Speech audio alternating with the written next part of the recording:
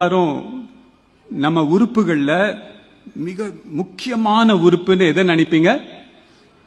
Heart. சில பேர் நினைப்பாங்க பிரெயின், லங்ஸ், அப்படிதான் நினைச்சிட்டு இருக்கோம். உலகத்துல புதுசா ஒரு ஐடியா இப்ப வந்திருக்கு. ஹார்ட், லங்கு, பிரெயின் இது எல்லாத்தோட ஒரு மனிதனுக்கு முக்கியமானது அவனுடைய தசைகளும் எலும்பும் தான்.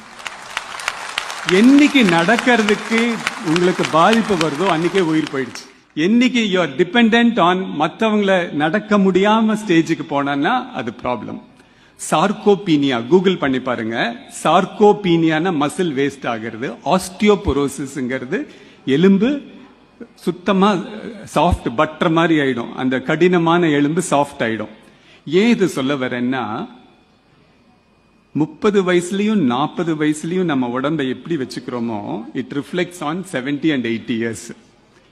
அதனால இந்த தசைகளை தளர்ச்சியாக விடாதீங்க. அப்புறம் எலும்பு சக்தி வாய்ந்த இருக்கணும்னா சன்லைட் வேணும். ஸோ 20-30 வயசுல இருந்தே எக்ஸசைஸ் பண்றதும் வெளியில போய் நின்று சன்பாத் எடுக்கிறதும் ரொம்ப முக்கியம். சார்கோபீனியாவும் ஆஸ்டியோபோரோசிஸும் இல்லைன்னா உங்களுடைய ஹார்ட், லங்கு எல்லாமே சிறப்பா வேலை செய்யும்.